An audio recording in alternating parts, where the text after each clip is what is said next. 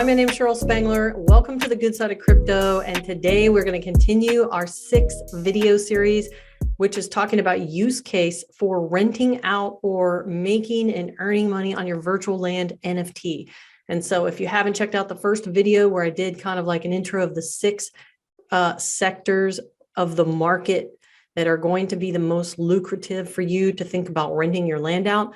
The first one we already covered was tourism. Today, we're going to talk about shopping.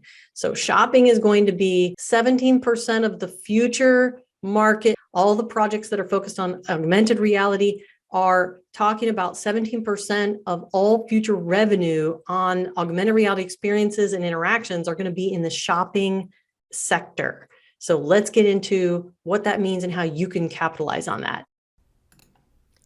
Okay, to start off, if you're part of my membership, then you're going to get to download this downloadable worksheet of who to target, what to offer, and where to buy. And that is basically what we're talking about here today in shopping. So what's going on in the industry of shopping and what are the problems that current retailers are having, what people are doing now with AR, and ideas of where you could buy virtual land, who you could target to start using that virtual land, and then what you could potentially offer someone that you're targeting to get them to use your virtual land. Now, this article just came out yesterday, April 21st, 2022, and the thing that I thought was interesting about this is basically it's an article about how their Shopify is integrating crypto, but they weren't real big about announcing it. And I just highlighted this one section, and these are all PDF documents that you can download that will be linked. Was this one statement? Did you know that Shopify has been integrating crypto since 2013 before it went public? So this is not new, and now it's 2022, and they're just like kind of briefly offhandedly mentioning it. It's not like there's 1,000 press releases. But if you think about how many people, how many small business owners, how many large brands are integrated into Shopify, it's a lot. So this really, once they really get this going, this is going to be huge. And here's the other thing I wanted to mention. This shopper experience index actually helps me understand what are the current problems right now that all shopping brands and companies are experiencing, because it tells me, okay, there's the use case that we need to make available in the metaverse. One of the frustrating things for customers is when we walk into a physical store and we go to buy something, we basically have to get on our phone and search reviews of the product we're literally physically about to purchase in order to figure out what other people think of it. And most customers, their biggest complaint right now in the shopping industry is that they want customer reviews somehow integrated into the physical stores so they don't have to get on their phone and go search reviews and figure out if those are the tennis shoes that they want to buy. How can we integrate into the metaverse live customer reviews? That would mean that brands and businesses need to actually implement more of a send me a video review mentality, so that video can then be placed somehow in the metaverse, which would be an attraction to get them into the metaverse onto some virtual land over top of, let's say, their physical retail store. So this is something that just gets my brain thinking, but 54% of consumers say they'd be more likely to buy a product on social media if they could click the post and get product info directly there, which got me thinking to expand the product information, more about it, who else uses it, how it's made, kind of information. So it's not like the same information that is in a store has to be then put on a piece of virtual land, because then it's like, what's the point? It has to be some added benefit and value that they can't get outside of the 3D environment. So further down in this article, it again literally hones in on the user-generated content and how that is selling the products. But that is the biggest struggle. Not only do 70-some% of people say that user-generated content, which is customer reviews, basically help them decide whether to buy, what if there could be a way to have someone who's bought a product easily submit some type of video or audio or video, it's got to be video review that would automatically be posted to virtual land and allow people to just instantly see reviews that are submitted, because I think it's too easy to have like fake reviews online, which are just text. People are paid and all this kind of stuff. There has to be a way to create a meta review site. I don't know. I'm just thinking out loud here. Here it says that over half, 52% of shoppers bought something on social media, Spanish shoppers leading the social media buying by 68%, followed by French 56%. So what if the virtual land over top of a retail store offered a multi-language offering of the exact same products? What if you're not just targeting something else to be sold on top? Let's say you buy virtual land over top of a retail store. The goal is, let's not just sell something more on the virtual land, but what if we just said our virtual land is to expand all the different languages to sell our products in different languages? We need virtual land to allow someone to virtually try on their clothing in this whole AR, VR experience and then buy from there, or they can go in the store. But more than just look at stuff online, it needs to be actually try stuff on online. I mean, that's the only reason why I actually go into a store, is to actually be able to try it on still. So finally, we get down to the metaverse is here and how do we capitalize on it for the shopping and the retail industry by 2024, which only a year and a half now. The global metaverse revenue opportunity could approach 800 billion. People are not really actually buying. It is up to us, the virtual landowners, to get businesses to be thinking about what is the gap, how are they losing money, how could it be filled with the metaverse, not duplicated in the metaverse. On the screen right now highlights all of the things that they're actually trying to improve in shopping globally, right? It says only about 1 in 10 brands have defined a metaverse strategy, and that's probably because consumers haven't quite caught on yet. Only 12% of respondents count augmented reality in their top 5 must-have factors when making a confident purchase. These things I'm about to read are actually ranked as more important for retail stores to focus on than the metaverse. My thing is, how can we make these things in the metaverse? Comprehensive product description. That gets me thinking about how it's made, describing it more. Professional photos of the product. That's more real life, someone actually holding the product in their hand. Professional videos of the product. That is an actual 3D rendering of the product. You can look and walk around the product in the metaverse. Shopper rating and reviews are more important, they say. What about having videos or real people in the metaverse actually talking and doing their reviews? Okay, so I want to highlight something just completely off, but not, about the shopping industry. And this goes for small local entrepreneurs selling products and services online, small businesses in general who have online stores, and large retailers like, you name it, online stores. 70% of all online shopping carts are abandoned. And high cart abandonment rates are a headache for any marketer in charge of e-commerce sales. This is any business, small, medium, large, brand. And this prediction that fixing the checkout usability issues alone can boost conversion rates 35%.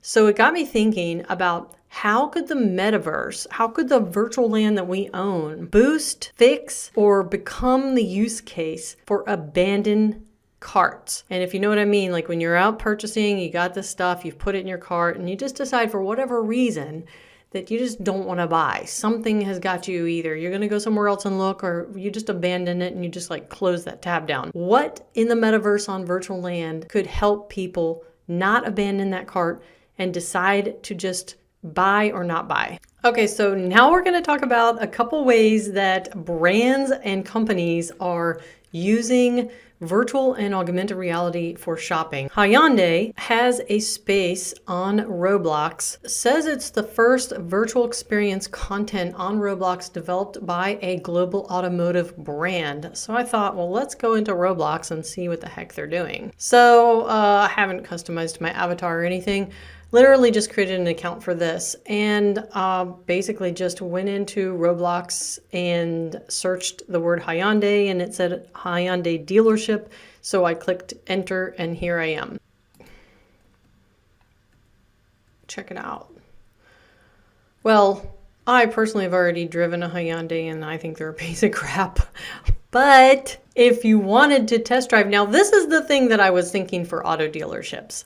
Highlighting and going and buying virtual land over top of auto dealerships, CarMaxes, things like that, where people actually do want to test drive some of these vehicles and, see what they're like. I don't know if that's something I can do from here or if they're literally just allowing me to see what's going on. Okay. All that is well and good, but it took way too much time for me to even get to the point of getting and looking. And once I did, I can't test drive. The goal for me in doing anything virtual with a car dealership is to literally see and feel what the inside looks like, be able to sit in it, be able to fake drive it, whatever. So of course, you've probably heard of this, which is basically Nike. And what they did was they just said that they're going to pair selling an actual pair of tennis shoes with an NFT of that tennis shoe. And they sold 600 pairs and NFTs in 6 minutes, netting over $3.1 million. So for me, this is just them figuring out another way to make, obviously it's another way to make money. And that's what we're trying to get businesses to do. So maybe a business would buy virtual land in order to sell an NFT version of their physical product. Here's another brand that basically got into Roblox, Gucci.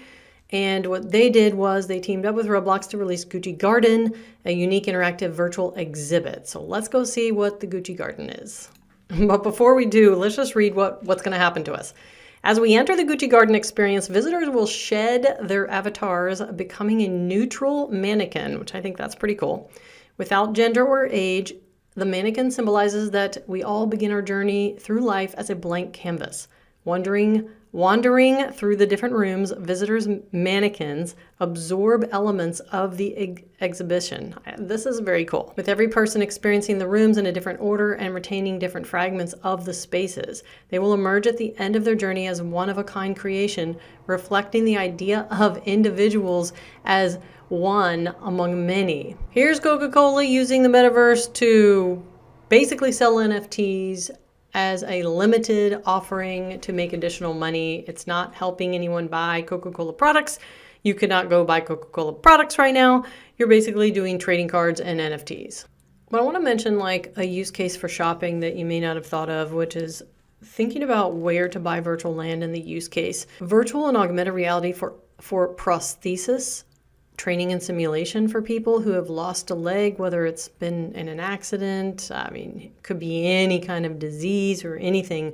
There are a lot of people in the world that have prosthetic limbs, and the ability to get a headset on or do VR or augmented reality and kind of test what that might look like. Now, this is something that if you own virtual land, consider targeting doctors with medical devices, doctors selling products, eye doctors, stuff like that. This is actually an augmented reality contacts. And what this is doing is it's basically jamming, just as they say, all of the components of a modern smartphone into comfortable to wear contact lenses. And your contacts may provide augmented reality heads-up display offering similar features to your Apple Watch, meaning you get access to weather, push notifications, biometric data all in the corner of your eye through your contact. I'm not going to lie, I would be totally interested in trying this out. Designed by optometrists, technologists, and medical experts, Mojo Lens gives you the knowledge you need exactly when it's needed.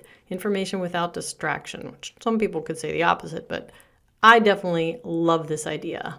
Now, you're probably saying to yourself, well, this doesn't require virtual land because they're using augmented reality inside actual contacts. But when you click on their partners tab, it says visionaries wanted, okay? They're looking to expand and figure out ways, whatever that is. The only way to get involved with this kind of stuff is to reach out to people and see how you can be test case, see how you could integrate into I don't know, virtual land, but straight up, they're looking for people in all kinds of categories to become involved.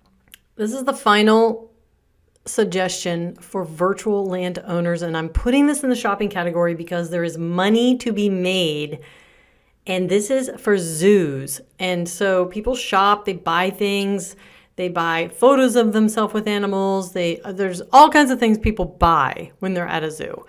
But this is potentially one of the first augmented reality zoos, but it was brought about because the zoo space, which is a 12-acre garden on College Road in Bristol, is basically under threat of being sold to a private housing development. And so instead of moving the zoo, which would be an enormous undertaking, they are trying to make history as an augmented zoo, reality zoo that sees visitors walking around the gardens wearing headsets and watching animals in their natural habitat. And this is really makes you think about any virtual land that you buy. Let's say a group of 10 virtual lands, something equal to 12 acres, that you could say target the zoos as an alternative and possibly save money and move city zoos that are in danger of being extinct themselves